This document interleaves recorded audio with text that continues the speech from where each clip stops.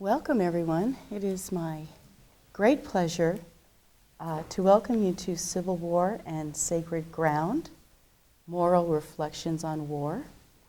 I'm Suzanne Ross, co-founder with my husband Keith, right over there, of the Raven Foundation.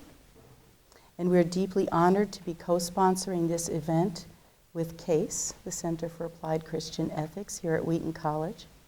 CACE is an acclaimed center for critical thinking about religion and ethics in the public sphere, and the Raven Foundation feels a strong kinship with your mission.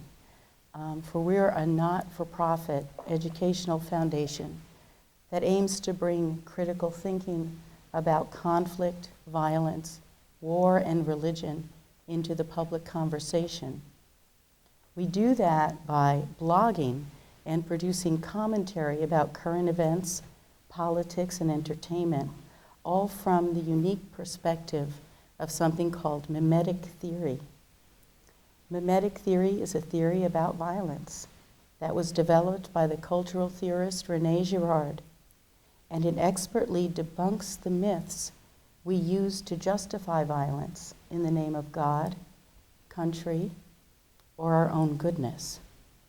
Mimetic theory alerts us to the truth that the biggest threat to peace does not come from a select group of wicked people who must be defeated before peace can be achieved. The biggest threat to peace comes from all human beings when we become so convinced of our own goodness and the justice of our cause that we do very bad things without any moral misgivings. Now, Raven normally does not delve into historical analysis, but we began to think about a way to commemorate the 150th anniversary of the Civil War that did not succumb to romanticizing the war or glorifying the violence. This conference is the result. We are delighted to present you with a panel of distinguished scholars whose research debunks myths of war and sheds new light on the reality of the conflict. Tracy McKenzie, who's kicking us off tonight, is chair of Wheaton's History Department. Mark Knoll, currently at Notre Dame, but a professor in Wheaton's History Department for 27 years. He doesn't look that old. Luke Harlow is assistant professor at Oakland University and a Wheaton master's graduate. And Laura Porter is a PhD candidate in history at the University of Notre Dame and an undergraduate of Wheaton. Got that right. So we're very excited to be bringing Wheaton's own back home again. It's one of the joys of this conference for us. So before we get to the program, I also want to introduce you to some important people. Joy Trigloff is right over there in the corner. Joy is CACE's office administrator. She's going to be working sound and lights and everything for us during the conference. And Maura Junius, who you met at the registration table, she's just walking in, excellent timing. She is our marketing director, event coordinator, costume mistress, also whatever you need. You just ask Maura. So Maura, Joy, and I are going to be your go-to people if you have any logistics questions during the conference. And I'd also like to introduce Letitia Guillot, sitting right over there. She is a wonderful Chicago actress who's going to be part of the program tonight, helping to bring to life a historical figure for us. So I'm going to turn things over to my co-host, Dr. Vincent Baycoat, who's Associate Professor of Theology at Wheaton and Director of the Center for Applied Christian Ethics. He's the author of The Spirit in Public Theology, Appropriating the Legacy of Abraham Kuyper. That was my guess, but I was embarrassed. Okay. And is a regular columnist for Comment, and has also had articles appear in magazines such as Books and Culture, Christianity Today, and Regeneration Quarterly, journals such as Christian Scholars Review, Urban Mission, and the Journal for Christian Theological Research. Now, Vince is going to be the moderator for the conference. He'll introduce the speakers, and he's going to moderate all the Q&A sessions. You'll see in your folders that you've got some index cards. The most efficient way that I've found to do Q&A is as you're listening to the speaker, as questions come to mind, please jot them down on the cards. And when the Q&A session comes, Maura and I will just come to the side aisles and collect the cards, and that way we can, I think, get through as many questions as possible. So I think that's it, Vince. It's all yours. Thanks, Suzanne. It's a great pleasure for us to work with the Raven Foundation on this event. When we had our meeting to plan this, it became very evident to me that this was going to be a very, very interesting event and an opportunity to learn about the Civil War beyond, I think, ways that we normally associate with it. So I'm very thrilled that we are doing this together. So our first speaker tonight is Dr. Tracy McKenzie, who taught for 22 years at the University of Washington, where he held the Donald Logan Chair in American History, was a fellow of their Teaching Academy and recipient of their university's Distinguished Teaching Award. He's been here since 2010 as a professor and chair of the Department of History. Civil War is his specialty, and he's the author most recently of Lincolnites and Rebels, a divided town in the American Civil War, the 2007 recipient of the Fletcher Pratt Literary Award for Best Nonfiction Work on the Civil War. So please join me in welcoming Dr. Tracy McKenzie.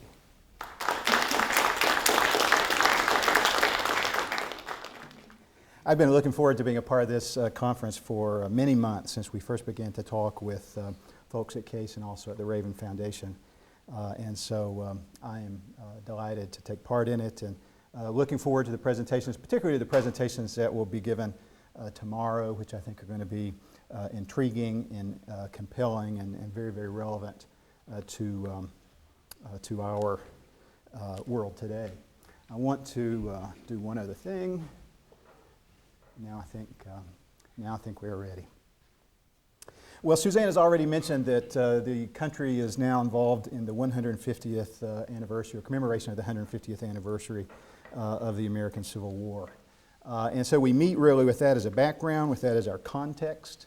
And I want to say just a word or two about that in the larger context of the way Americans have remembered the Civil War for that 150 years. Anniversaries often cause interest in the past to spike up in the popular culture. I think that has been true of the sesquicentennial of the American Civil War. But what I would not want you to think is that before the anniversary, the American interest in the war somehow was lying dormant, because the reality is that was not at all the case. One historian has rightly called the conflict the war that never goes away. And I just love that title because I think it is so absolutely true. Sometime in the early 2000s, we passed the 60,000 threshold mark. That's the number of books and articles in the English language written on the American Civil War. I did the math, got out my calculator. That comes out to one book or article approximately every 20 hours since Lee surrendered to Grant in April of 1865. So I think it's safe for us to say that American interest in the war is, in fact, insatiable. Americans have never stopped remembering the American Civil War. We can say that. But they have often avoided serious reflection about the war. Americans have exhibited a kind of enduring fascination, if not an obsession, with the military dimension of the war, with the minute particularities of the battlefield, with strategy and tactics. They've been gripped emotionally by the romance and the pathos of the so-called Brothers' War. But to the degree that we have thought in terms of the war's larger meaning, we have largely shunned, I think, the moral complexity of the conflict. We've chosen to remember the war in self-justifying and self-congratulating ways. We want to approach the war in this conference in a different way, with an eye to the moral and the religious issues, implications of America's greatest and most costly war. This is a war that, if recreated today in the same proportional scale, would enlist the services of 33 million combatants and claim the lives of more than 7 million individuals. So we approach a conflict of this staggering magnitude in part to learn about the values of that time, We find in the war the opportunity to gain insight into who we were as a people, who we were becoming, absolutely. War, I think, is arguably the most demanding trial a society endures. Certainly, I think civil war is. Societies face war, prepare for war, wage war, endure war in a manner that vividly reflects its cultural values.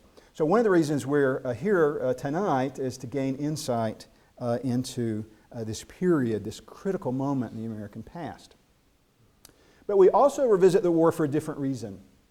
We revisit the war in order to see ourselves more clearly, to allow ourselves to think more deeply about our own world today. Now, I approach the study of the past as a Christian. When I think about the way of approaching history and its importance, there's a particular passage from the Old Testament that comes to mind always. It's from that old ancient book of Job, where Job is trying to make sense of the tragedies that have befallen him. He's surrounded by friends who largely give him bad advice, if you know much about that book. But in what I would argue is maybe the only really wise counsel that Job receives, one of his friends, a man named Bildad the Shuhite, says to Job, Job, if you're wanting to make sense of your circumstances, if you're wanting to try to understand what is happening to you, don't limit your query to your own generation.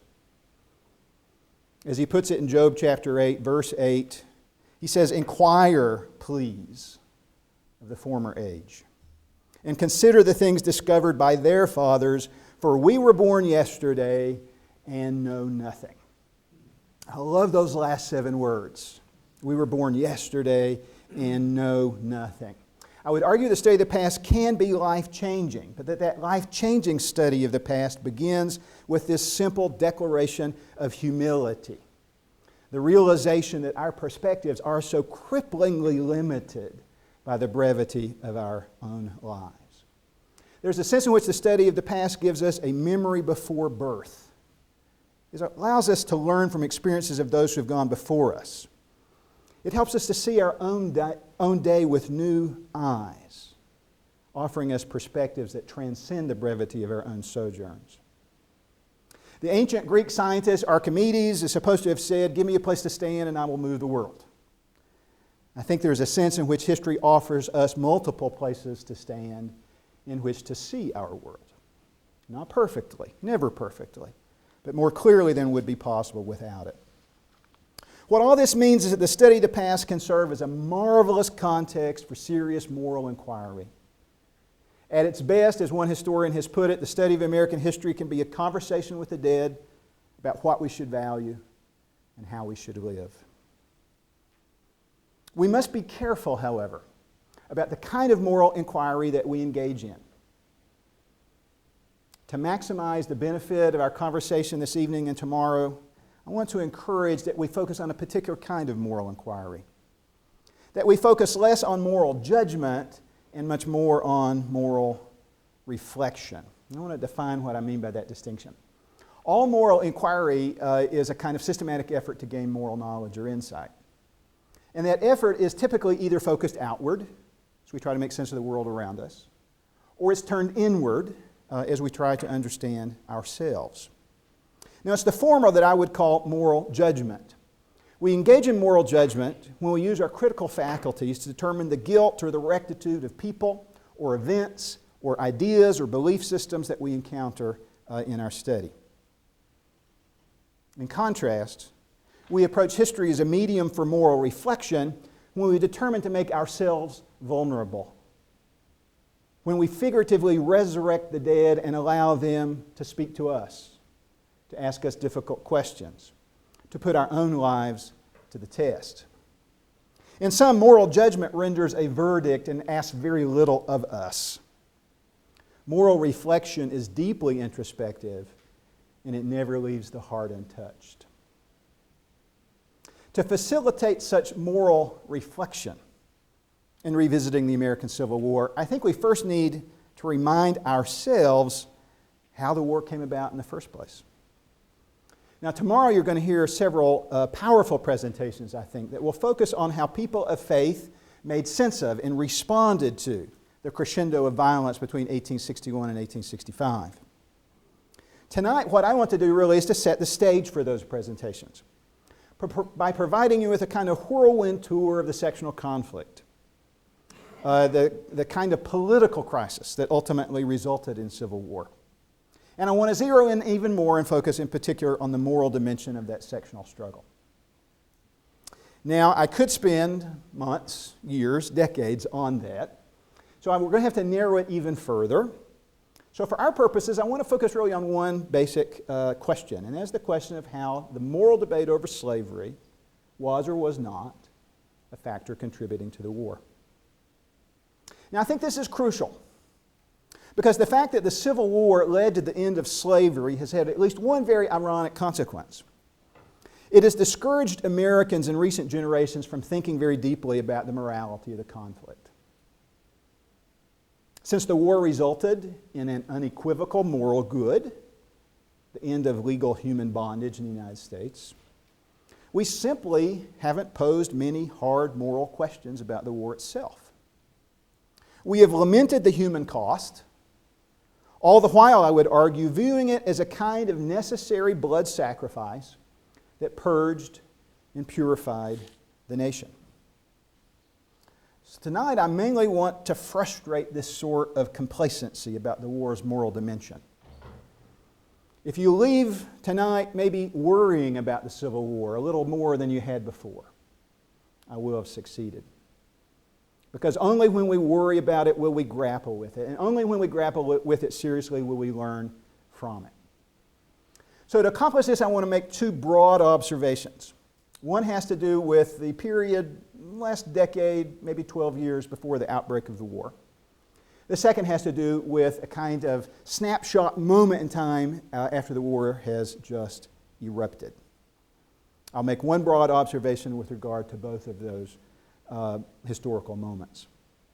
First, although debate over the future of slavery was central to the sectional crisis that culminated in civil war, debate over the morality of slavery and the desirability of racial equality was never central, nor were the lines on those issues ever even clearly drawn. Now, in saying this, I may have offended all of us, maybe not, but certainly I have contradicted the two most common ways that Americans have remembered the war ever since. Now, I'd be painting with a very broad brush, and I am at this moment, but I think we can talk in very general terms about a kind of traditional Northern memory of the Civil War and a traditional Southern memory. The traditional Northern memory of the Civil War was that it was a kind of conflict over the morality of slavery. It was, in fact, a moral campaign against an immoral institution, the South's peculiar institution of human bondage. If you want to know the Southern position, take the Northern position, turn it upside down and inside out. The Southern position, which certainly was dominant when I was a young person growing up in the South, and learned this very proudly, is that the idea that the Civil War had anything to do with slavery was a damn Yankee lie. Excuse me, I'm sorry for saying that here at Wheaton. It had nothing to do with slavery at all. It was a principled disagreement over the nature of federalism. It was a philosophical defense of state sovereignty, kind of principled constitutional conflict in which slavery was, at best, a coincidental issue. Was the occasion of the war? Maybe. Never its cause. Now, both of these ways of remembering the war missed the mark badly. Both reflect how North and South wanted to remember the war afterward. Both are self-justifying and in some way self-congratulatory. So I want to think for just a moment about how North and South were thinking about slavery before the Civil War erupted and what we can perceive and learn from that. Let's start with the South. First observation, no issue remotely commanded the kind of concern that slavery did in the white South. No issue triggered Southern white concern like the perception that slavery was under attack. Southern whites in this regard spoke with one voice for all practical purposes for the last generation before the Civil War. After about 1830 or so, approximately, we're hard-pressed to find an internal conversation within the white South about slavery. That conversation is largely non-existent. African American slaves by this time constitute 40% of the population of the future Confederate States. They're 1/3 of white households own slaves. And if we think about life cycle changes over time, a clear majority of white household heads either own slaves or expected to own slaves in their lifetime. And in this sort of socioeconomic context, Southerners marshaled a very systematic, elaborate defense of slavery. It was a defense of slavery that rested on multiple pillars. It was multifaceted. There were historical arguments. Arguments that slavery had existed throughout history, that the greatest civilizations of antiquity rested their power and grandeur on slave labor. Southerners pointed to Egypt and Greece and Rome as cases in point. There were legal arguments that suggested that slavery was recognized in the Constitution, not by name explicitly, no, but clearly by implication. In the 3/5 Clause, as was known, in the Fugitive Slave Clause, in the clause protecting the importation of slaves for at least 20 years after the ratification of the Constitution, in the pledge to use the power of the federal government to suppress domestic insurrection. Southern whites pointed to these and other aspects of the Constitution for a kind of largely airtight defense of the Constitution's recognition, if not endorsement, of the presence of slavery legally in the United States. Southern whites also made biblical justifications, which is something I think you'll probably hear more about tomorrow. They argued that the Bible recognized slavery. Old Testament patriarchs owned slaves and yet were declared righteous by God. They cited biblical injunctions to slaves to obey their masters. They noted that Jesus never attacked the institution or was not quoted as doing so. They noted the elaborate regulations with regard to the treatment of slaves in Old Testament books like Leviticus and Deuteronomy. Finally, Southern whites understood that one of the best defenses is a good offense. So many Southern whites defended slavery by attacking the treatment of working class peoples in the free labor North. The leader in this regard was a Virginia journalist, an attorney, a man named George Fitzhugh, who writes extensively on slavery and the defense of slavery in the 1850s. In this particular book, you see the cover here. The subtitle gives you a good sense of the approach that Fitzhugh took, the failure of free society. Free society, Fitzhugh told readers, was crass, selfish, materialistic, exploitative, and spiritually empty. In contrast, slavery promoted aesthetic progress. Slavery promoted fine art. Slavery promoted intellectual development. And above all, slavery was more humanitarian. Under slavery, masters governed the slave far better than free laborers in the North were governed. In the North, Fitzhugh argued the free laborer was cheated of his earnings, which went, quote, to swell the vulgar pomp and pageantry of ignorant millionaires. So the South speaks with one voice in the years leading up to the Civil War. And it's largely true, not much of hyperbole. The absolute converse is true in the North. There is no univocal position on slavery in the North as the country is moving, unbeknownst to itself, toward civil war. A large proportion of Northerners, 2/5, possibly 1/2, held to the view that slavery was fundamentally a local issue. Slavery was an issue that the federal government had no business being involved in. Slavery was an issue that the country should never jeopardize its harmony and stability to speak to. If there was one individual that sort of personified that position, it would be the Illinois Senator Stephen Douglas. Stephen Douglas, you may associate him with the very famous senatorial debates that he has with Abraham Lincoln in 1858.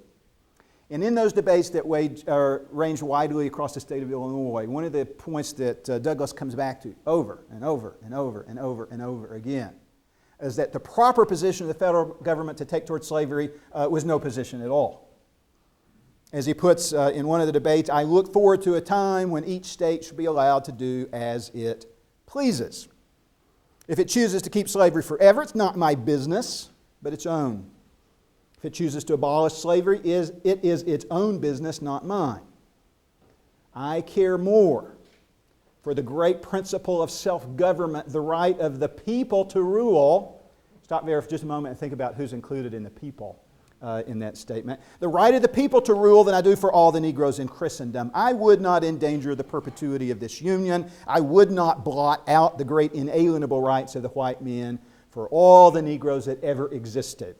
And in the transcript of this particular debate, the editor, who was in fact Democrat, puts in brackets at the end of this paragraph, cheers from the crowd. This plays well in large parts of Illinois.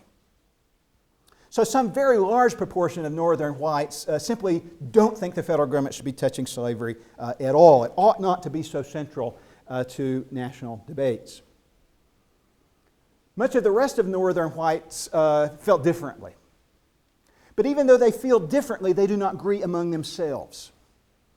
When we think about Northern whites who want to see the federal government take a national stand, who would like to see the federal government, in fact, take a position that would be opposed to slavery, they do not agree as to why or to how that ought to unfold. When we think about the various arguments against slavery, I think we can put them on three broad foundations. Probably others perhaps could be added to it, but I think these are the three most important. I think that many Northern whites, many numerically, not proportionally, many Northern whites were convinced that slavery was inconsistent with Christian moral principles. Now, many spokesmen existed for this view. The one that ultimately is probably the most notorious is the editor of this publication, The Liberator. William Lloyd Garrison opened shop at The Liberator on January the 1st, 1831. And he publishes this abolitionist newspaper without interruption for the next 35 years, concluding in December of 1865 when the nation had ratified the 13th Amendment and slavery had been legally and permanently abolished. Garrison in 1831 is 26 years old, and he very quickly shows a penchant for dogmatism. In his first editorial, he tells his readers, I am in earnest, I will not equivocate, I will not excuse, I will not retreat, and I will be heard. In this particular passage, written as part of an introduction to the narrative of the life of Frederick Douglass, we get a rather representative sampling of Garrison's rhetoric. Garrison doesn't quote Scripture very much. Rather, sort of by definition, he assumes that the Bible must be inconsistent with the Scripture, with slavery. If it is not inconsistent with slavery, then so much the worse for the Bible. But he's pretty sure that it is inconsistent with slavery. He speaks in terms of moral absolutes. Oh, how accursed is that system which entombs the godlike mind of man, which defaces the divine image, which reduces those who by creation were crowned with glory and honor to a level with four-footed beasts? Why should its existence be prolonged 1 hour? Is it not evil? Only evil, and that continuously, that should echo a Genesis passage from before the flood. What does its presence imply but the absence of all fear of God, all regard for man on the part of the people of the United States? Heaven, speed its eternal overthrow. This was not a particularly popular view in the period before the Civil War, because one of the things that Garrison would do is demand that people act on this. In this particular passage, in fact, at the end of the paragraph, he asked the reader in kind of perfect evangelical confrontation, reader, which side are you on? Are you on the side of the downtrodden victim or the man-stealing master? If so, you are no ally of God, you are a foe of God and of man as well. Not too surprising that in 1838, Garrison is dragged through the streets of Boston by a lynch mob with a noose around his neck. A different argument that is brought to bear against slavery during this time is that the idea, and these aren't mutually exclusive, they can be reconciled and overlap. It's a kind of argument that slavery is simply inconsistent with American values. Maybe not Christian principles always, but American values, American principles. In particular, those embedded in the Declaration of Independence. Now, Garrison very often made this argument himself. But I think the master of this argument was arguably his protege, Frederick Douglass, born in slavery in Maryland, fleeing to the north around the age of 20 or so, in rather short order becoming a prominent spokesman against the institution. In this very famous passage, Douglas is speaking before a 4th of July rally, although actually it's held on the 3rd of July in the North, and he's speaking as the invited speaker to this audience. And he begins with the rhetorical question, and this, by the way, was a fairly sympathetic audience. It was an anti-slavery organization that invited him. He said, "Fellow citizens, pardon me. Allow me to ask, why am I called upon to speak here today? The blessings in which you this day rejoice are not enjoyed in common. The rich inheritance of justice, liberty, prosperity, and independence bequeathed by your fathers is shared by you, not by me. This 4th of July is yours, not mine. Standing here, identified with the American bondman, making his wrongs mine, I do not hesitate to declare with all my soul that the character and conduct of this nation never looked blacker to me than on this 4th of July." Now, these arguments that slavery is inconsistent with Christian morality, that slavery is inconsistent with American commitments, are really at the heart of the first politicization of the abolition movement in the North, which happens around 1840. The abolitionist movement in the North was divided over the wisdom of moving into politics, but in 1840 a rupture occurs in that organization, and one part of the abolitionist movement moves officially into third-party politics. That movement constitutes itself the Liberty Party, and in 1840 the Liberty Party runs a slate of candidates in the national, as it was known, log cabin and hard cider campaign between William Henry Harrison and Martin Van Buren. The candidate of the Liberty Party in 1840, James G. Birney of Kentucky, garnered a total of 7,000 votes. To put that into context for you, that was 0.2% of the total cast in that election. And that's not too bad a barometer of just how popular this kind of argument against slavery had proved to be at that point. If that were the only argument against slavery, that is where my talk tonight would stop. And I'm not at all sure that we would be discussing a civil war. But there's another and far more politically viable way to oppose slavery in the generation leading up to the Civil War. And this approach is much more associated with several figures, but we could associate it perhaps best with this individual, David Wilmot, who was a Democratic congressman from the state of Pennsylvania, who becomes a kind of national figure, a celebrity of sorts, during the war with Mexico that had erupted in 1846.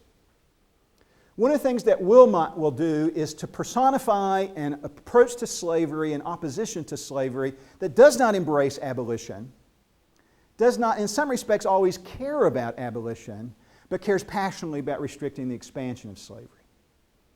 And what Wilmot will do is to make the case that slavery is inconsistent with the self-interest of the white majority. In 1846, again in 1847, he introduces resolutions in the United States House of Representatives in which he asks the Congress to go on record as prohibiting slavery in any territories that might be acquired with the war with Mexico. He justifies that in a speech before the House of Representatives in 1847. He tells the House, he says, it does not come from a squeamish sensitiveness nor a morbid sympathy for the slave. The Negro race, Wilmot said, already occupy enough of this fair continent. I would preserve for free white labor a fair country where the sons of toil of my own race and own color can live without the disgrace which association with Negro slavery brings upon free labor. What Wilmot will be arguing is that where slavery expands, it has the effect of limiting economic opportunity for white manual laborers. It does so in at least two ways. It lowers the kind of wage that a manual laborer could expect to garner in any given community. Secondly, Wilmot believed that it attached a kind of social or cultural stigma to manual labor. That where slavery is prevalent in a community, manual labor becomes seen as slave labor. And slaves' responsibility is to engage in manual labor. It degrades the idea of manual labor, Wilmot believed. Now, this is not an abstract, but a rather pressing issue, because one of the consequences of the war with Mexico at this time is the acquisition of a vast new expanse of territory into the national domain. As a result of the Treaty of Guadalupe Hidalgo, which was ratified in 1848, the United States will acquire what's called here on this map the Mexican Cession, an area of about 1/2 million square miles added to the American domain. Now, when Garrison is making his argument, and Douglas is making his argument, and Wilmot is making his argument, there is no such thing as a Republican Party. At this time, the Republican Party does not yet exist. But by the middle of the 1850s, for complicated reasons, the two-party system that existed for a quarter of a century or so was collapsing in shambles. And in the vacuum that created a new creation emerges, the Republican Party that exists to this day. The Republican Party, as it's created in the 1850s, is an incredibly diverse coalition. It attracts individuals, not William Lloyd Garrison himself. He never believes that politics is anything but morally corrupting. But many abolitionists will gravitate to the Republican Party. And they'll look to the Republican Party to be a vehicle for their passionate moral condemnation of slavery. Men like David Wilmot will become Republicans. David Wilmot, who says, I couldn't give a flip for the slave himself or herself. What I'm concerned about is the implications of slavery for working class whites. And everything in between those extremes on the continuum can be found in the Republican Party as well. So the Republican Party will scramble to find a coherent vision to communicate to the electorate. And ultimately, it will stress three features. It will focus, first of all, on exalting the free labor system, saying that free labor carries manifold blessings. It promotes economic vitality. It promotes political democracy.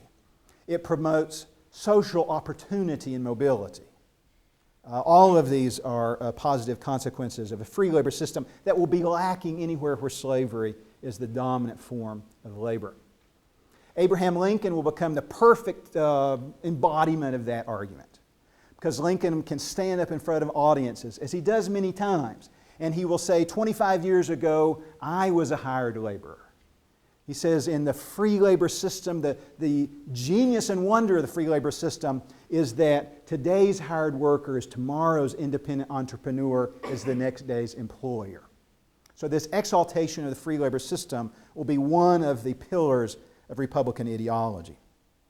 The second one will be an emphasis on what Republicans always called free soil, which was simply the commitment politically to pledge that the government would stand against the expansion of slavery into areas like this vast expanse acquired from Mexico at the conclusion of the war with Mexico in 1848. Finally, the third pillar was a kind of a reading of history.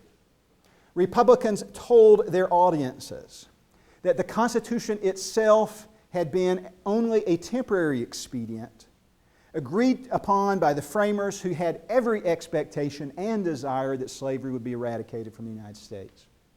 The Republicans told audiences that the framers were fundamentally anti-slavery, that the Constitution itself, in a kind of twisted, hard-to-understand way, was an anti-slavery document, that what was at foot in the South was a cabal of powerful, wealthy, slaveholding politicians who were bent upon an agenda to take control of the federal government, to use the federal government as an instrument for their own class and regional imperatives.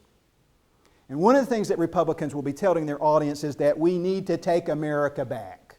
And that is an argument that they make very explicitly. Now, when they look to developments in the 1850s, they can tick off evidences of this slave power, as they call it, or sometimes they'll use the term slave power conspiracy. Let me give you some examples. This is one of the famous episodes in May of 1856 on the floor of the United States Senate, where a Republican senator from Massachusetts, Charles Sumner, has been delivering a 2-day-long speech that he called The Crime Against Kansas, where he accuses various Southern politicians of trying to foist slavery into the Western territories. Then when the Senate is in adjournment, this South Carolina Democratic Congressman, Preston Brooks, goes into the floor of the Senate, costs Senator Sumner, ultimately beats him unconscious. So these images of the caning of Sumner become one manifestation of what Republicans call the slave power, an arrogant South bent upon using any means whatsoever, any means necessary to have its way in the expansion of slavery. Second episode, occurring a year later, Supreme Court decision announced in March of 1857 in the case of Dred Scott versus Sanford. The case itself is rather complicated, it's convoluted. I actually take comfort in the fact that the Dred Scott versus Sanford case is first introduced in 1846. It takes 11 years to make its way through the American legal system. In an odd way, I feel better about our system today, knowing that it was slow a long time ago. Finally, the decision is announced in March of 1857. The fundamental question that's embedded in the case is, does the federal government have the authority constitutionally to limit the extension of slavery? And in the decision, the Chief Justice of the Supreme Court, Roger Taney of Maryland, speaking for a 6-3 majority, says basically it does not.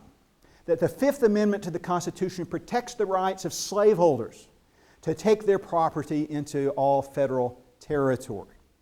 That as for the slaves themselves, well, they have no rights which the white man is bound to respect, Taney wrote in his decision. When Republicans counted heads on the 6-3 decision, they noted that 5 of the 6 justices in the majority were from slave states, and they cried, slave power conspiracy. What this added up to, things like the caning of Sumner, things like the Dred Scott decision, was this kind of image that Republicans are using to good effect by the close of the 1850s. Here we see this representation of the free soil worker from the North who wants to go into the territories, who wants to earn his bread by the sweat of his brow to make a living. And when he goes to the territories, lo and behold, what does he find? He finds various of the puppets of the slave power, all sort of slimy Southern Democrats, or Midwestern Democrats as the case may be. And there they are holding down this northern white worker and forcing slavery literally down his throat. Now the slave, of course, is a victim here. But I think clearly the implication is that the northern white worker is the victim as well. This kind of argument, I would argue, more than any other single thing, transforms opposition to slavery into a politically viable movement. If the Liberty Party of 1840 takes 0.2% of the popular vote, by 1856, the very first time Republicans mount a national campaign, they've come very near taking the presidency, and as we all know, in 1860, they will. In 1860, the Republican Party, again trying to hold together this diverse coalition, emphasizes a variety of themes, but abolition per se, not one of them. At the very top of this banner, you can see in very light letters it says, "The Union must and shall be preserved." So they start with that, defining themselves as the party of union. Below the eagle on that banner, it reads free speech. That is an indirect allusion to the caning of Sumner.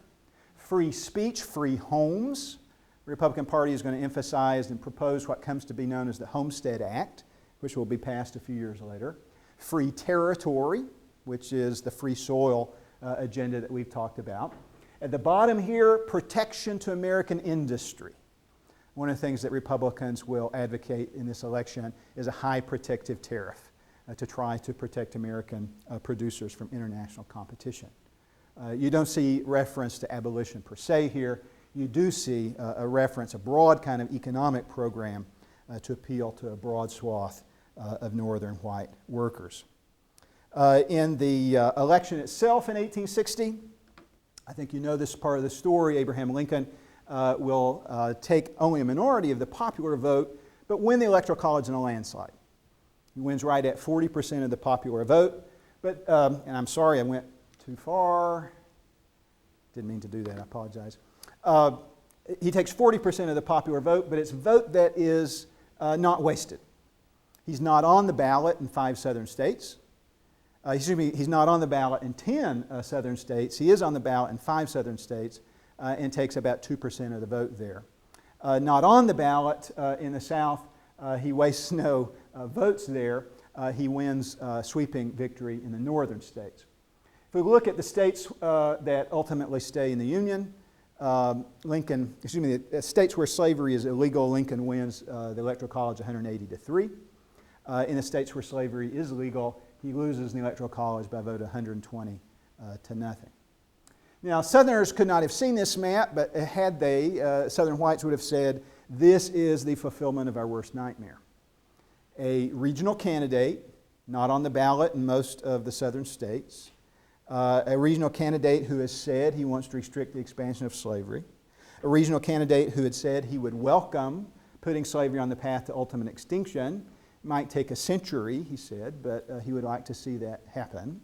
Election of such a candidate, they believe, is grounds for dissolution of the Union. Lincoln's election then will precipitate the secession of 7 states, unfortunately blue on this map, but the states from South Carolina to Texas will issue proclamations that they are renouncing their affiliation to the Union from December of 1860 through February of 1861.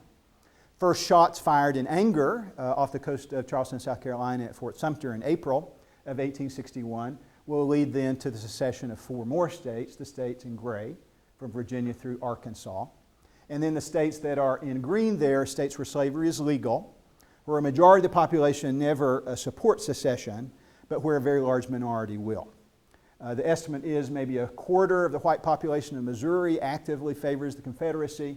Somewhere in the neighborhood of 40% of the populations of Kentucky and Maryland will do so. That leaves only Delaware, which no one really cared about at the time. So this brings us to the spring of 1861, and it brings us to that snapshot moment that I told you we would talk about when the war has just erupted, and we think about the values that we can perceive in North and South at the time. To get to this part of our focus tonight, I'd like to tell you a story. I'd like to introduce the central figure of the story, establish some necessary context, and then I'll be assisted by our dramatist tonight who will bring the story to life, as it were. The story's central character is this man.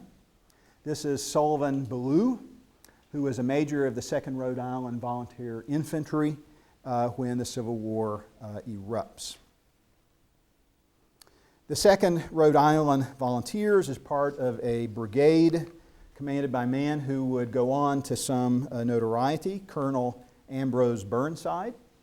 Colonel Burnside's brigade was part of an army of volunteers who had gathered from all across the North, commanded by General Irvin McDowell, who at that moment was being told by the recently inaugurated President, Abraham Lincoln, that he must move forward vigorously, aggressively, and subdue the military forces of the so-called Confederacy that were congregating at that time in northern Virginia, scarcely 25 miles from Washington, D.C. I'm going to give you just a little bit of detail about Ballou's background.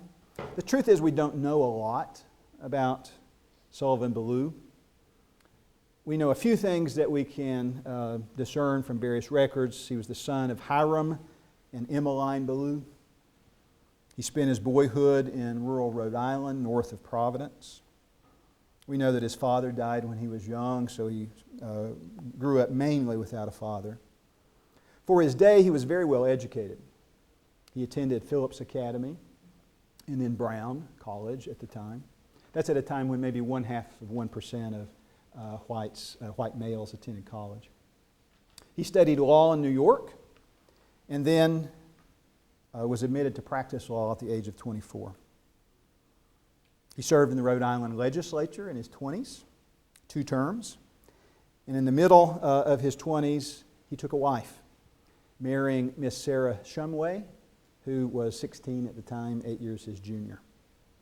The federal census for 1860, on the eve of the Civil War, tells us that he was a 31-year-old attorney practicing law in the mill town of Woonsocket, Rhode Island, where he and Sarah were raising their two sons, 4-year-old Edgar and 1-year-old William. Now, although we don't know much more about Sullivan Ballou than that, we do have a little bit of insight into his private world. Intriguing, even haunting insight. This is so thanks to 9 extant letters that he penned to his wife during his time in the Army. Most especially one written from camp near Washington, D.C. on the 14th of July, 1861, exactly 1 week before the first major battle of the Civil War. Ballou rode home to his wife from the outskirts of Washington as part of the largest army in American history to that point, surely one of the largest gatherings of soldiers in the Western Hemisphere to that time. The process by which these forces had been mobilized reflected the values of the American people in that moment. It was democratic. Almost all officers initially were popularly elected. It was decentralized. It's not too much of an exaggeration to say in this early months of the war that communities mobilized, communities went to war in 1861. Through a process that mirrored long-standing patterns of community cooperation and deference and consensus, men of military age in both North and South brought weapons from home, organized companies, chose their own leaders, scrounged for uniforms in a myriad of styles and colors, agreed on names for themselves, such as the Lincoln Rifles and the Jeff Davis Guards. They endured a few weeks of training woefully insufficient to transform civilians into soldiers, and then they rushed toward Northern Virginia. And one of the ironies of a war replete with ironies is that Union soldiers were rushing to Virginia, sure that they were thwarting anticipated attack. Confederate soldiers rushed to Northern Virginia, sure that they were thwarting an anticipated Yankee invasion. While awaiting battle, these young men frequently wrote to parents and wives and sweethearts about their understanding of the conflict and their estimation of what was at stake. It was in this context that Ballou wrote to his young wife. His letter of the 14th of July is rightly considered one of the most eloquent, one of the most emotionally compelling missives of the entire war. And its rhetorical and emotional power is made all the greater by our knowledge that Ballou crafted the letter only 1 week before the first major battle of the Civil War, only 2 weeks before he would die of wounds sustained in that battle. His name appears twice in the official reports concerning the first battle of Bull Run, or First Manassas, as it's sometimes called. He was praised as deserving of the highest commendation as a brave soldier and a true man. His service record gives this rather terse notation. Major Sullivan Ballou, while bravely assisting in changing the position of our center, was struck from his horse by a ball from a rifled cannon and left unconscious and dying. He appears to have lingered for several days before dying in a Confederate field hospital. His body was exhumed after being buried near the hospital 10 months later, when the Union Army gained control of the area near the battlefield, and it was only at that point that the letter, not yet mailed, was discovered on his body and forwarded to his grieving wife, who had long since been apprised of his death, but not of his final message to her on the eve of battle.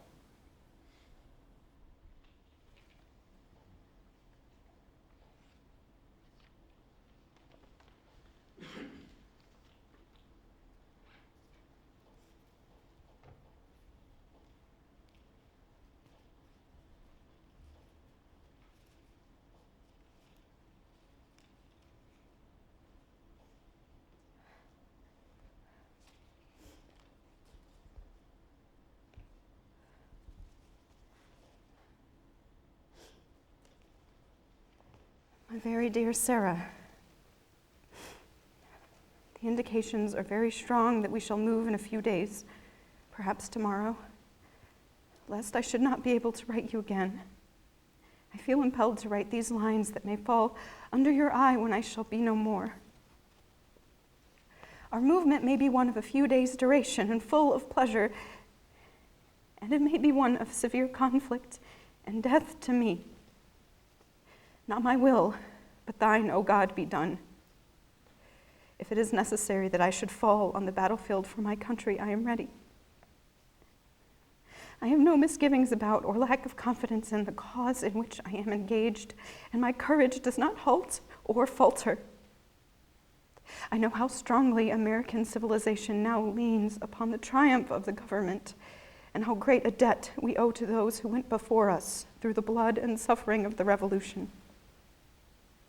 And I am willing, perfectly willing, to lay down all of my joys in this life to help maintain this government and to pay that debt.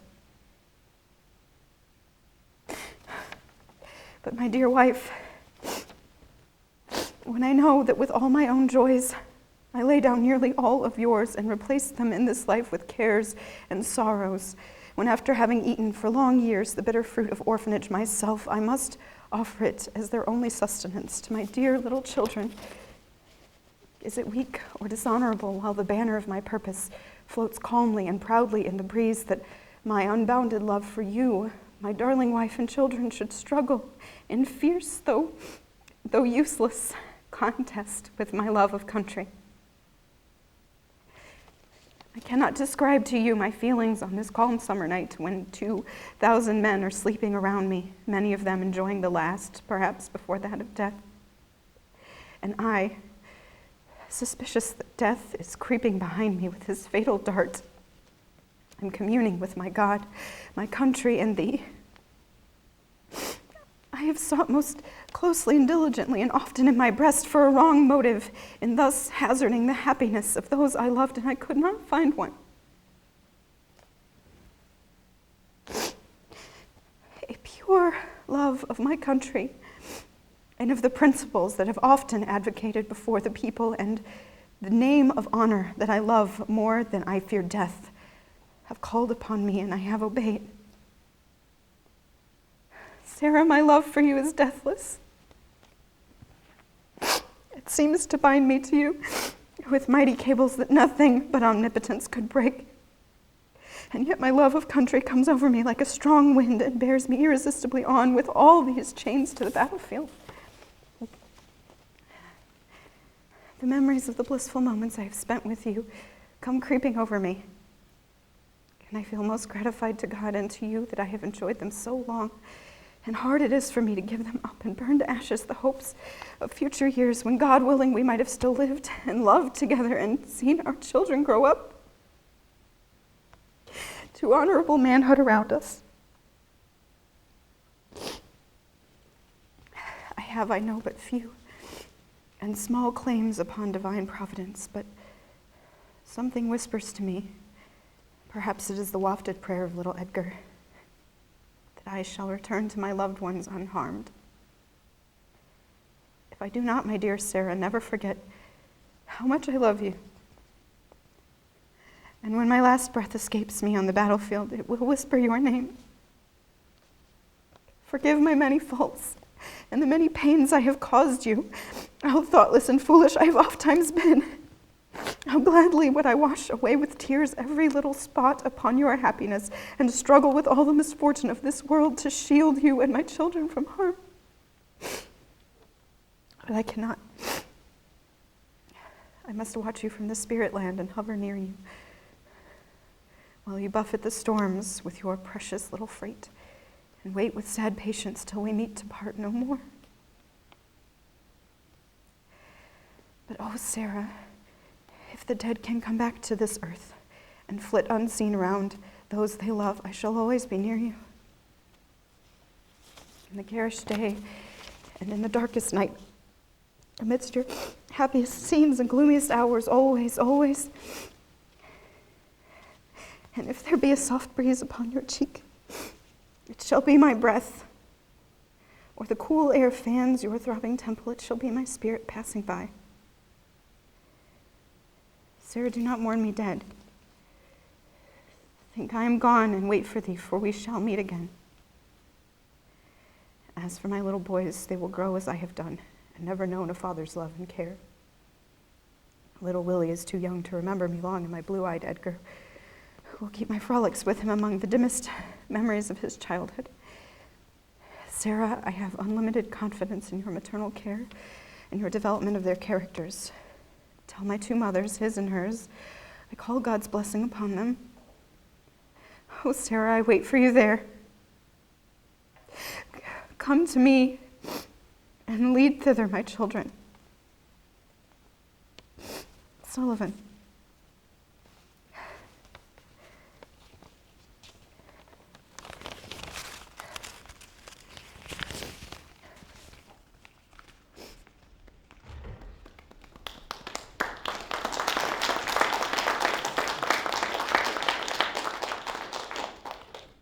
After Sullivan Ballew's remains were exhumed, they were conveyed to Swan Point, Rhode Island, where they were laid beneath this marker. You'll see the inscription at the bottom, which is the final line in his letter to Sarah. I wait for you there. Come to me and lead thither my children. Sarah never remarried after Sullivan's death. She focused instead on raising her sons to what her husband had called honorable manhood, until she herself could finally lie down beside her husband some 56 years later. No copy of the July 14th letter survives in Sullivan's hand, and I like to believe that the original lies with her. Now, why do we focus on this individual? I've chosen him. Obviously, Sullivan Ballew was an articulate man. But I've chosen him more because he spoke for Northern and Southern soldiers in the spring of 1861. Historians in the last 15 years or so have devoted a great deal of attention to researching the values of common soldiers. Not the generals, but the enlisted men. And their research has pointed to a kind of ironic finding, which is that both Confederate and Union soldiers were more or less fighting for the same thing, or at least that's what they thought. They responded to the call to serve out of a sense of patriotism,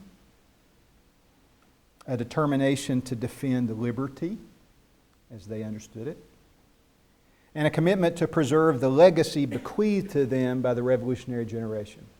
As one historian has pointed out, one of the most profound ironies of the Civil War was that Confederate and Union soldiers interpreted the heritage of 1776 in such opposite ways. So to just give you a sampling of some of the rhetoric,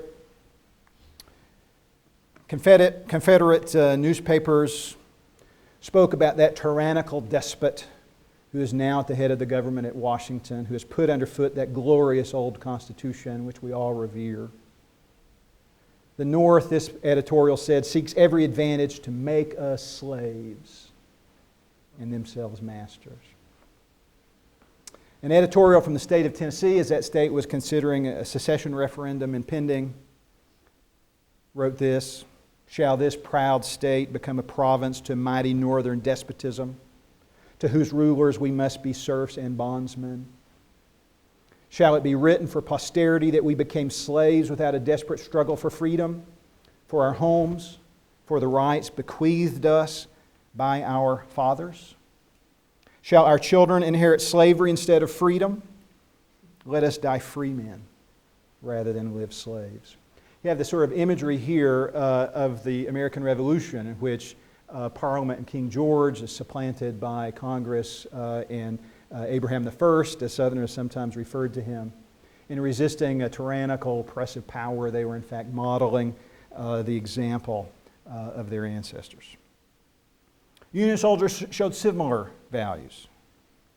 They spoke also of patriotism, of liberty, of the survival of the revolutionary legacy of Republican government. Republican not meaning the political party, but Republican the idea of a government whose validity is grounded in consent. And so one Ohio private wrote home, he said, "Admit the right of the seceding states to break up the Union at pleasure. And how long will it be before new confederacies will be created until the country will dissolve into smaller and smaller fragments and the continent become a vast theater of civil war?"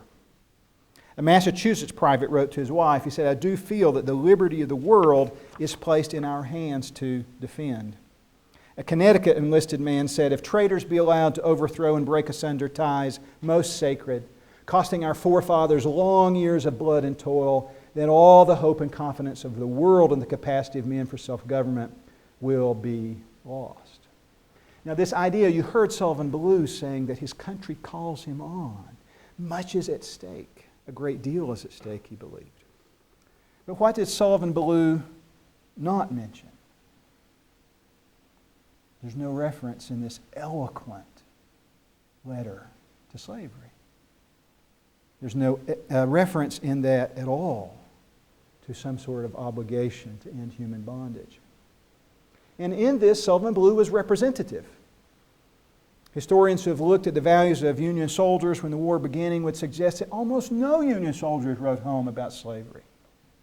And one historian has estimated that a generous estimate would be that 1/10 of Union soldiers thought of emancipation as a major reason for their answering their country's call. Abraham Lincoln himself goes out of his way in the opening months of the war to define the war to the North as a war that is not about human freedom. It's a war for union, not a war for union and emancipation. There are a number of reasons why that was so. Lincoln himself had constitutional qualms. He doubted whether he had the authority constitutionally to strike at slavery when the war first began. He's concerned about the strategic implications of attacking at slavery in the early months of the war. Go back to this secession map. You remember that 3 of the states still in the Union recognize the legality of slavery and have very large pro-Confederate minorities. Missouri, Kentucky. Lincoln is supposed to have said he would like to have God on his side, but he had to have Kentucky. Maryland also. If you think about that, if he issues some sort of bold statement attacking slavery shortly after Fort Sumter, what does Maryland do? Maryland almost certainly joins the Confederacy. What does Abraham Lincoln do?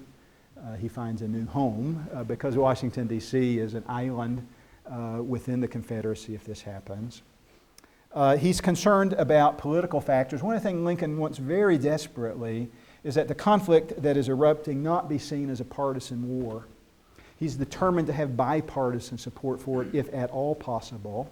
And one of the things that he knows without any shadow of a doubt is that the Democratic Party in the North is categorically opposed to a war for emancipation.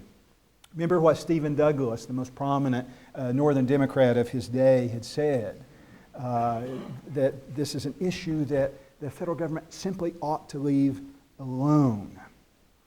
In his debates with Lincoln in 1858, he had gone further.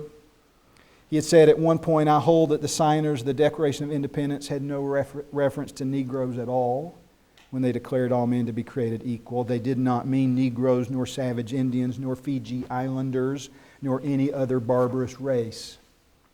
Douglas said, "I hold that this government was established on the white basis. It was established by white men for the benefit of white men and their posterity, and should be administered by white men and none others." Defining the Civil War as a war about emancipation in 1861 seems to be a perfect way to divide the North, a perfect way to create ill will and resentment. Lincoln believes that the Army, the Union Army, reflects some of these values. A rough estimate is that 1/2 of Union soldiers were either pre-war Democrats or from border states where slavery was legal and support for emancipation was negligible. If you take that into account, then at least half of the Union soldiers were probably opposed to the even prospect of emancipation when the war begins. Certainly many of the high command in the Union Army were, which for a variety of reasons were disproportionately Democrat when the war broke out. The most famous example in this case is this man, George McClellan, who Abraham Lincoln names the commander-in-chief of all Union armies in July of 1861. McClellan, who had very strong feelings about what the war should be about, actually prepares a memo for the President of the United States in which he sort of lectures him on what the war should be about. He tells them, "I do not favor a war looking to the subjugation of the people. Neither confiscation of property nor forcible abolition of slavery should be contemplated for a moment. Military power should not be allowed to interfere with the relations of servitude. A declaration of radical views, especially upon slavery, will rapidly disintegrate our present armies. What McClellan was telling the president is if he wanted to ensure the collapse of the Union military effort, go ahead and embrace emancipation. Now that, as it turns out, was not a very accurate prognostication. It tells more about McClellan's views than perhaps it does about the Union rank and file. This is part of what Lincoln has to deal with. So when we think about the values of the Northern people in that snapshot moment when the war is beginning, what do we conclude? That union was the only issue most believed could possibly unify the Northern coalition. And that emancipation was, on the very face of it, a divisive issue. So let's go back to where we began. I told you when I opened my remarks tonight that my goal would be for you guys to leave here worried, in a sense, about the Civil War. I want us to revisit this rather facile moral approach to the war, which says slavery was a casualty of the war, hence the war must be morally defensible. What we have seen, I think, tonight is that in the period, the generation leading up to the war, moral lines with regard to slavery were never clearly drawn at all. That when the war began, it began as a war for union only, which leads us to the discovery that emancipation or a commitment to emancipation was a product of the war, not a cause of the sectional conflict at all. Now, this last realization that the end of slavery was something that neither side really was envisioning when the war began is something that Abraham Lincoln took seriously and wrestled with and worried over for more than half of his presidency. I'd like to conclude this evening by sort of taking you through the thought process that Lincoln went through, because he dealt with it logically, ultimately insightfully, and in the end he expressed it eloquently. The first evidence that we have of his worrying over this issue comes in the summer of 1862. By the summer of 1862, for complicated reasons, Lincoln was arriving at the conclusion that it was going to be both necessary and desirable for the Union to strike at slavery. But it bothered him because he recognized that that had not been the commitment of the North when the war began. And he recognized that even a year and a half into the war, it would divide the North. He tried to make sense of that, and I think he tried ultimately to find peace in that. And at some point in the summer of 1862, he began to write down his thoughts. And one of the things about Lincoln, he's a very logical thinker. And one of the ways that he dealt with issues was really to worry through a problem by writing out a kind of logical argument. He very often would write down fragments of an argument, put them in his top hat, carry them around, take them out, worry about them some more, refine and add and modify to them. And then ultimately they appeared in his public addresses. After his death, his first biographers, who were also his personal secretaries, going through his personal papers, found a single sheet of paper in which Lincoln, in his own handwriting, had written some of his thoughts about what might be going on in the transformation of the American Civil War. No title, no date. These individuals decided, based on other kinds of evidence that probably came toward the end of the summer of 1862, and they gave it a label, which they called Lincoln's Meditation on the Divine Will. I thought I'd give it to you in Lincoln's handwriting. There's something about seeing the handwriting that I think somehow makes this more personal and real to us. I want to read to you what Lincoln wrote, they estimated in September of 1862. He started with just one logical statement: the will of God prevails. It was a kind of theological conviction on his part. Lincoln's biographers have worried and struggled to define Lincoln's internal faith commitments. I think the best biography of Lincoln's religious private life ultimately lands on the idea that Lincoln, by the time the war was over, absolutely believed in a God that oversaw, superintended the affairs of mankind, although he probably never really could believe in a God that dealt personally as a redeemer in the lives of individuals. But he does believe what he's saying here. The will of God prevails. In great contests, each party claims to act in accordance with the will of God. We know that bothered Lincoln. Because one of the first things that happens after the war breaks out is that churches begin to lobby Lincoln to become the spokesperson for the Union war effort as God's business. Enlisting God, recruiting God, putting God on their side. And Lincoln really wanted none of that. In great contests, each party claims to act in accordance with the will of God. Both may be, and one must be wrong. We sort of hear the law of non-contradiction there. Both can't be right. God cannot be for and against the same thing at the same time. In the present Civil War, it is quite possible that God's purpose is something different from the purpose of either party. Not many Americans were willing to say that. We'll come back to that.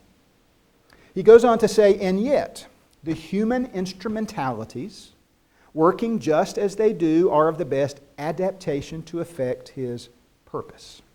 God works through means. I am almost ready to say this is probably true. We sort of hear Lincoln thinking as he goes. I'm just about ready to believe this. What is probably true? That God wills this contest and wills that it shall not end yet. By His mere quiet power on the minds of the contestants, He could have either saved or destroyed the Union without a human contest. Yet the contest began. And having begun, He could give the final victory to either side any day. Yet the contest proceeds. As Lincoln thought through that told him God's plan must go beyond the wishes or the desires or the agenda of either side. It's the only way he could make sense of the fact that the war was allowed to continue. He goes on to think through these ideas for the next 2 years. In April of 1864, he's in a correspondence with an old acquaintance from Kentucky, newspaper editor from Frankfort.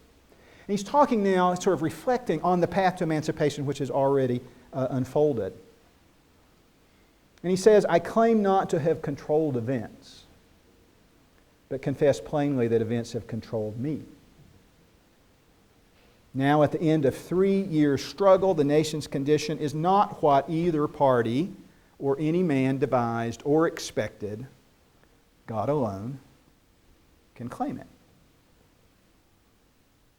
That leads ultimately, in his last expression, this is something that he's working on and developing for years, in Lincoln's address, March the 4th, 1865, when he is sworn in for a second term in office, his second inaugural. Lincoln's second inaugural address is something everyone in this room, if you haven't read it, you should read it. If you've read it many times, read it again. It's one of the most profound documents, I think, ever produced by a public figure in the United States. As inaugural addresses go, it's remarkable. It's a second inaugural. What do most presidents say in their second inaugural addresses? They talk about how I'm so thankful that you've given me this mandate, this endorsement of everything I've done for 4 years to this point. I'm so glad that you approve. I mean, isn't that what second inaugurals are typically about? It's not what Lincoln does. His second inaugural is not a celebration, even though the end of the war is at hand and everyone knows it. It's not a celebration, it's a sermon. And it's one in which he really tells the American people that probably God has been judging them. And as he writes later, people rarely feel so very enthusiastic about being told that their desires and those of the Almighty are not one and the same. His speech is 703 words long, 505 of which are single syllables, which I think is remarkable in and of itself, that someone could be so eloquent monosyllabically. The passage that we remember and the passage with which I'll conclude is the culmination of Lincoln's own musing. Lincoln says, and I'm beginning in the middle of this short address, he had started by saying that all knew that somehow slavery was the cause of the war.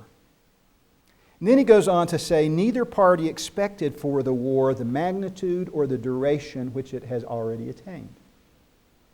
Neither anticipated that the cause of the conflict, which in context now is clearly, in his view, slavery, Neither anticipated that the cause of the conflict might cease with, or even before, the conflict itself should cease. Each looked for an easier triumph and a result less fundamental and astounding. What is he saying in this inaugural address? Let's be honest. Let's admit it, everyone. He's saying no one anticipated this outcome and very few desired it. Then he goes on in the passage that is always quoted and the part that I think is so very compelling. Both read the same Bible and pray to the same God, and each invokes his aid against the other. The prayers of both could not be answered. He's come back to that. That of neither has been answered fully. The Almighty, Lincoln told them, Lincoln told us, has his own purposes. I think that's a good place for us to stop. Thank you.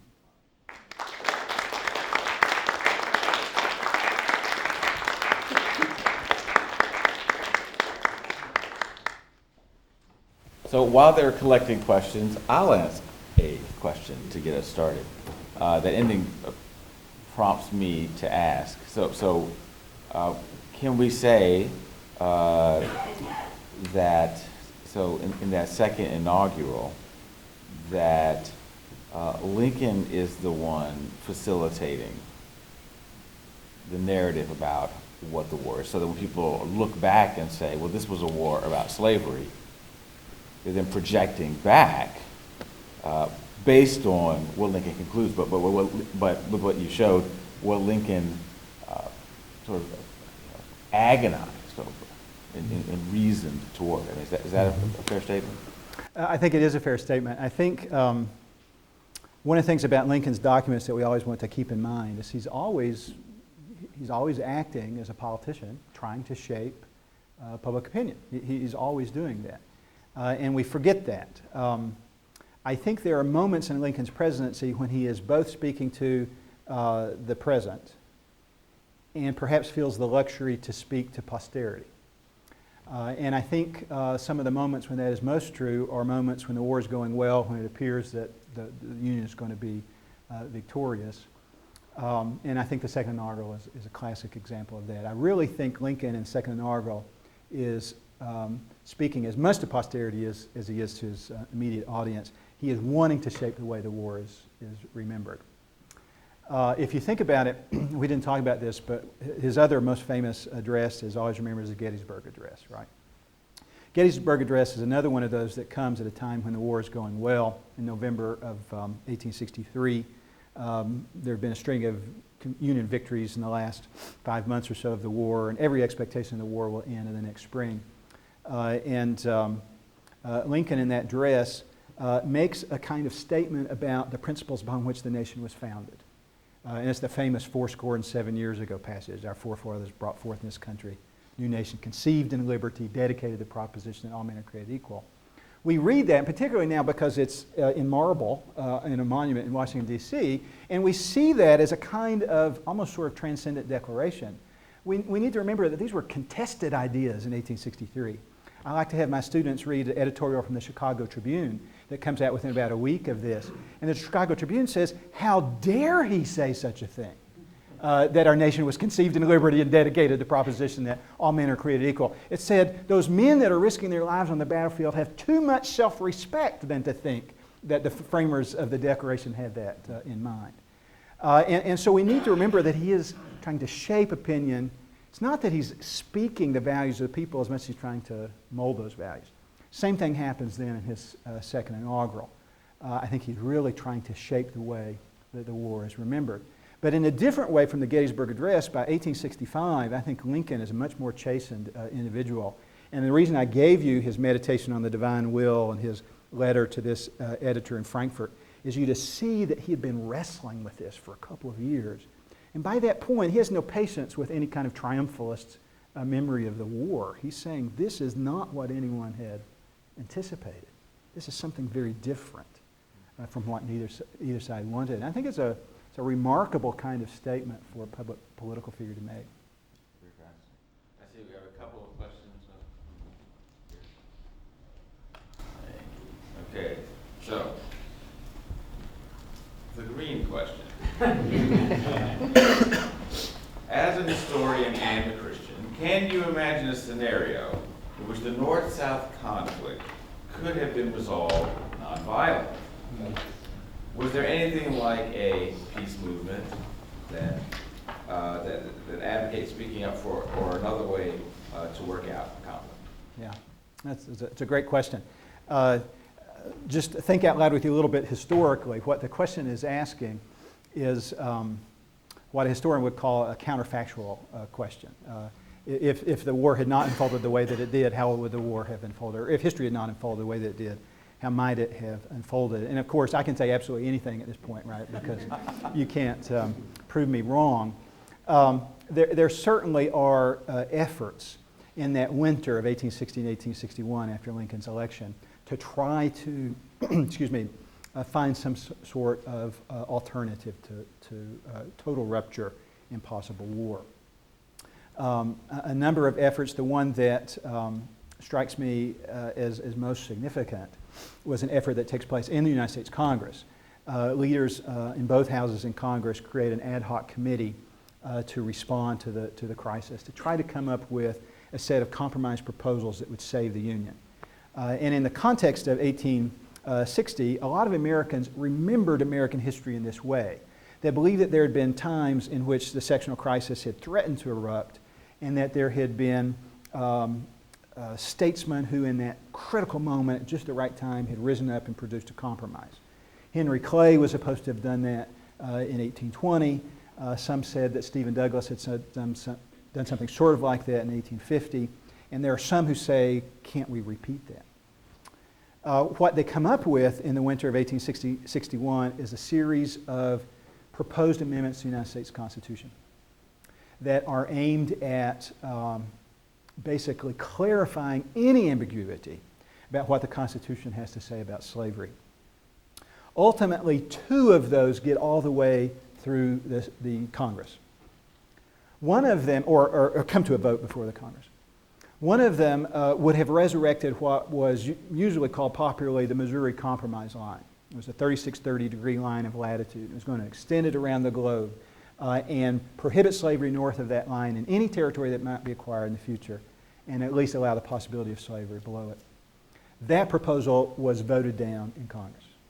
Abraham Lincoln, who's still in Springfield, Illinois, largely keeping his thoughts close to the vest, in lots of letters tell other Republicans in Washington, you can't vote for this. This is a sort of a recognition of defeat after we've won the election. Can't do that. The other amendment that is proposed is a very brief amendment that would have said very explicitly that the United States government has no authority to interfere with slavery anywhere where it's already legal. It would have made that categorically a declaration. Lincoln tells Republicans that it is a matter of conscience whether they want to vote for that or not, but that it is not contradictory, a priori contradiction of what they have professed to believe. When it comes to a vote, about 40% of Republicans vote for the constitutional amendment. Almost all Democrats or members of other parties do, and this amendment passes both houses of Congress. It's submitted to the states for ratification. It would have been the 13th Amendment to the Constitution, so that if you know your history, there's such a wonderful, delicious irony there, that the 13th Amendment would have protected slavery in perpetuity from federal intervention. It's ratified in Ohio, it's ratified in Maryland, and then the Fort Sumter crisis begins and the momentum for ratification comes to a screeching halt. So the main effort for peace was one that would have made concessions to the South that would have had ramifications. We can't begin to imagine what those ramifications might have been in the sweep of history. That's the closest thing to some sort of compromises proposed. Well, that's a perfect segue to this first course. I'll use one of these colors that I've learned since I've been married, the salmon color. So, what do you see as an alternative path to the end of slavery if the Civil War had not been fought? Now, what you just said, yeah, that's another kind of complicated. counterfactual question. Well, just real quickly, I mean, who knows, right? Who knows? But a couple of things that historians have talked about. In the late 19th and particularly the early 20th century, historians revisited the Civil War with this kind of question: was the Civil War inevitable? was this really the only way that slavery might have been dealt with? Was there a peaceful way that it might have ended? Particularly after World War I, as there was a real backlash to American involvement in the so-called Great War and a sense of disillusionment with war generally. Many historians revisit the Civil War and concluded that it was utterly unnecessary, that it was a result of political miscalculations and political incompetence in various ways. But that view was based on the idea that slavery was sort of bound fairly quickly to reach what one historian called its natural limits. That slavery was not going to last very long in the South because the Southern soil was being depleted in the growth of cotton. That if slavery expanded to the Southwest, it would quickly move into a topography and climate where large-scale agriculture probably wasn't feasible anyway. And so that argument said if we just hadn't had a war, slavery would have faded out on its own. But other historians have revisited this issue and have said a variety of things. One, slavery in Central and South America was often used for mining. We also know that irrigation was looming on the horizon that would open up vast expanses of the Southwest. Maybe slavery would last a very long time. The final thing we would say is we note that large-scale dependent manual labor is the rule in the South, not slavery, but large-scale dependent manual labor is the rule in the South, really into the Second World War. And it's only during the Second World War where mechanization, the tractor and mechanized cotton pickers really replace large-scale manual labor. So I don't see a very compelling historical argument, even if it has to be counterfactual, that would say that slavery would have ended very soon. But of course, that's guesswork. By the time that the Civil War unfolds, there has been a really remarkable century of emancipation in the Western Hemisphere. If you go to the period of the American Revolution, slavery is illegal pretty much in the entire Western Hemisphere. But from about the 1770s to about the 1860s, when slavery begins to be phased out in Brazil, you have this really dramatic, and finally completed in 1880, a dramatic end of slavery. So the protection and perpetuation of slavery was certainly out of sync with the larger trends in world history. So maybe other forces would have led to its demise. The final thing, though, from the point of view of someone like William Lloyd Garrison, who would pose the question, he would say, by what moral calculus do we say avoiding war at the price of another generation of people in bondage is justified? That's a question I think is almost impossible to deal with. You know, one interesting on the slavery thing, back when I lived in the synagogue while I was in seminary, I call it the ultimate ecumenical experience. The rabbi's cousin was Robert Fogel, the Nobel Prize winner from the University of Chicago. And one of the things that he told me that Fogel said was that, that he did an economic analysis and was making the case that it basically, for economic reasons, it would have petered out. I can't remember exactly what the details were, but some of what you said reminded me of that. So that's an interesting thing from the economics thing. So here's a question about Lincoln. Lincoln seems to be in the role of a reluctant prophet during the war, struggling with the mismatch between God's will and purposes versus the moral sentiments for war on both sides. Did he feel that the war ultimately was immoral, the war itself? Or did he come to understand that the original moral grounds of war were wrong, but slavery finally came to light as the moral purpose? So, so the shift that he makes there. Good question. I don't know of any evidence to suggest that Lincoln himself thought that the war on some fundamental level was immoral. There's no question that he agonized over the casualties, over the human costs. Absolutely no question about that. But the idea that Lincoln expresses over and over and over again is that the Union is the last best hope of mankind. He has this kind of faith in the Republican, lowercase r, Republican vision of a government grounded in consent.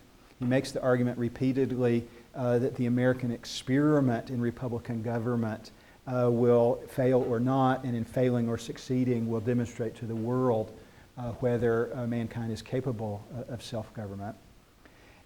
Lincoln is a gradualist, But when he talks about saving the Union, doesn't talk about emancipation, he means saving a Union where ultimately slavery will not flourish. So in his mind, I think saving the Union, even without immediate emancipation, was a very noble moral objective. And I don't see much evidence that he agonized in that respect over it. A similar question.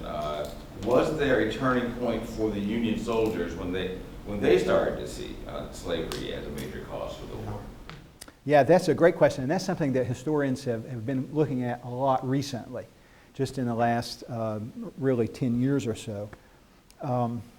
What seems to be the case is that slavery is an abstraction for most of those 2 million men who serve in the Union Army when they go into the Army. One of the great ironies of the coming of the Civil War is that it occurs in a time when people don't travel that much out of lines of latitude. If they move at all, they tend to move along lines of latitude. Apart from the elite on both sides, very few people had ever visited the other region. Very few people even had never met anyone from the other region. And so Southerners are thinking about those black Republicans, those fanatical abolitionists, having never heard one.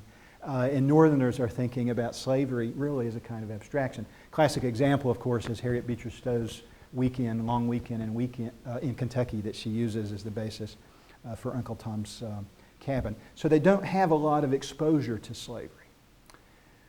When they come south, it does one of two things. It either sort of reinforces original stereotypes, preconceived notions, or it begins to challenge, undermine, and ultimately to change them. One historian has recently looked at this, a woman named Chandra Manning, now at Georgetown University.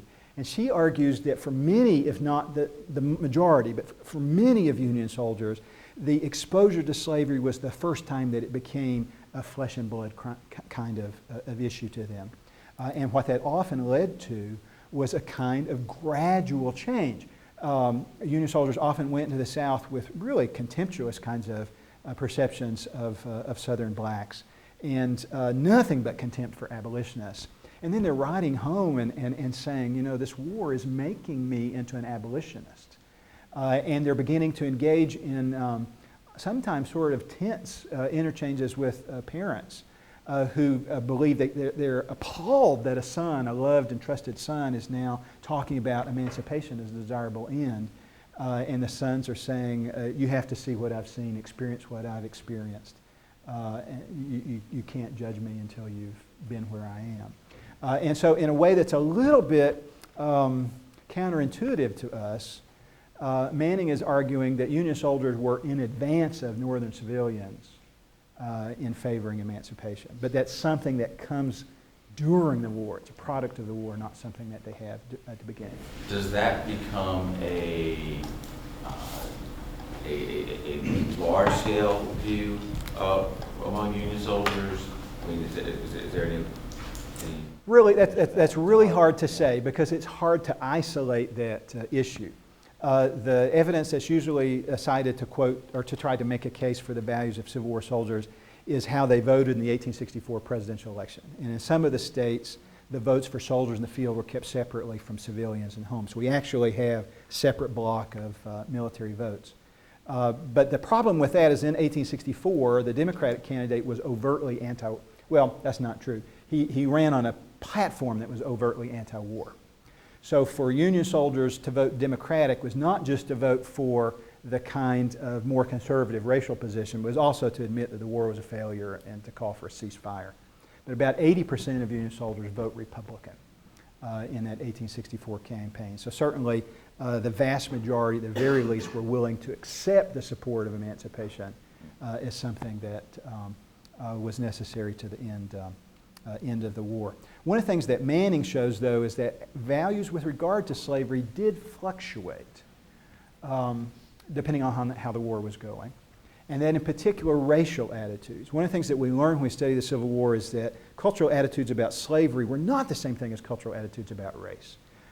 People could oppose slavery while having the most virulently racist attitudes. But she actually finds that Union soldiers also looking seriously for the first time at their racial attitudes. But she finds, and she's looked at thousands of soldiers and hundreds of regimental publications, that there really is a fluctuation depending on how the war is going. And when the war is going well, Union soldiers are willing to contemplate more radical racial change. When the war is going poorly, it's the first thing that they seem to jettison. One more slavery-related question. What effect, if any, did former President John Adams have on the slavery debate in Congress in the 1820s through the 40s? I think the question is probably talking about John Quincy Adams, who was the sixth president, the son of John Adams. He was one of those few presidents who serves as president and then also serves in the Congress after the fact. And he is involved, and I can't tell you in a lot of detail, but he is involved in the 1820s in particular with some regularity in thinking through federal policy for slaves, and is one of those that speaks out for a kind of at least sensitivity to the question of the expansion of slavery.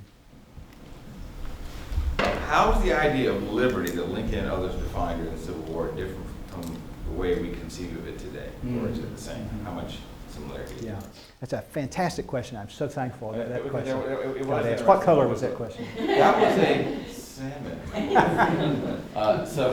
But it was interesting hearing some of the rhetoric. Yeah. Right? Yeah. It's like, I love to talk about this because words change over time. That's one of the interesting things about words, right? They just won't stay in one place.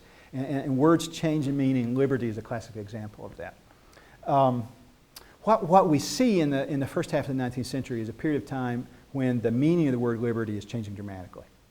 If you go back to the late 18th century, and it's more complicated than this, but the more common understanding of liberty is that liberty is a collective concept.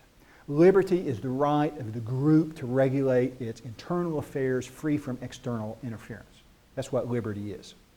So when Patrick Henry, in the debates leading up to the American Revolution, gives his famous declaration, "Give me liberty or give me death," he wasn't saying, "I've got to be me. I've got to do whatever I've got to do." He was saying that Virginia ought to be able to regulate its own tax policy free from interference by Parliament. That's what liberty in that particular context meant. I love this Gary Larson cartoon of a young Patrick Henry who is at the dinner table with his parents, and he stands up and pounds on the table and he says, "Give me the potatoes or give me death." And there's that vision of liberty as just the individual freedom to do anything, go anywhere, consume anything. That's not the late 18th century view. Then over the course of the first half of the 19th century, you begin to have the transformation to the understanding of liberty that we have today, which is much more individualistic, right?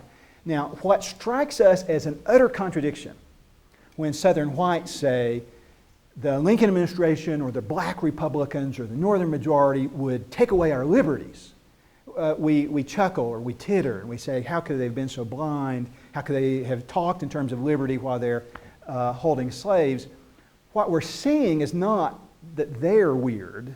And by the way, I could just put in a plug for thinking historically. Part of thinking historically is when you observe apparent contradictions, you stop for the moment.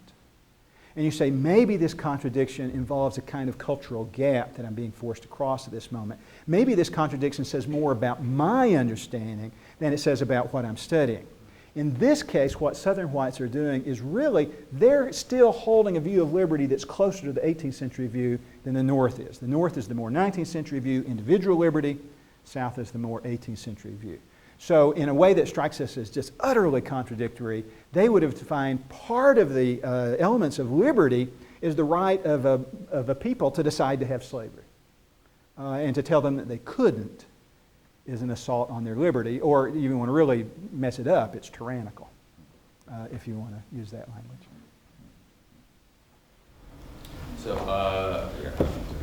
So was a feeling of popular regret prevalent at the end of the war? In other words, that the Union was worth the cost? Oh, that's a very good question. I don't see much evidence for that sense of popular regret in the North, right? Obviously, Southern whites are having to come to grips with defeat, and that carries its own kind of psychological burden for them. But the reality is, almost from the moment the war has begun, certainly once the war is over, both Northern and Southern whites begin to remember the war in ways that are psychologically satisfying to them. And they don't regret it. Northerners will remember the war as a kind of noble thing. Southerners will remember the war as a noble thing. One of the things that the Manning book that I referred to points out is that no one is redefining, other than Lincoln, no one is really redefining perhaps what God's vision for this is. If you're a Southerner, you go into the war, Southern white, you go into the war knowing that God is on your side.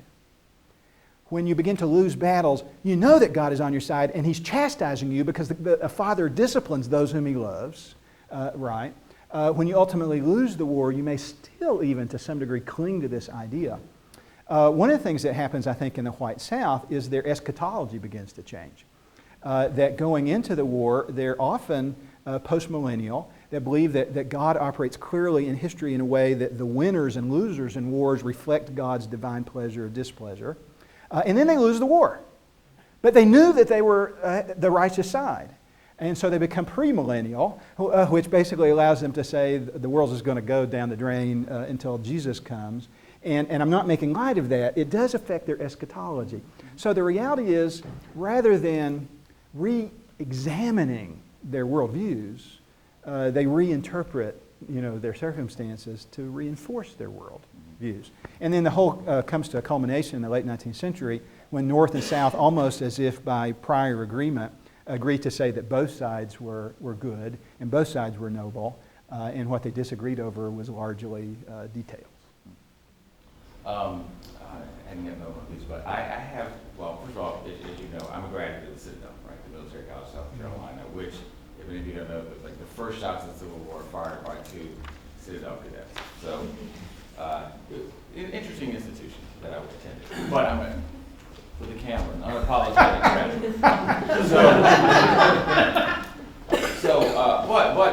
It is interesting having attended there. There are people that I know that have pictures of, either Stonewall Jackson or Robert E. Lee on their wall, either kneeling in prayer, etc. And what's interesting is to think about, when we're talking about the memory,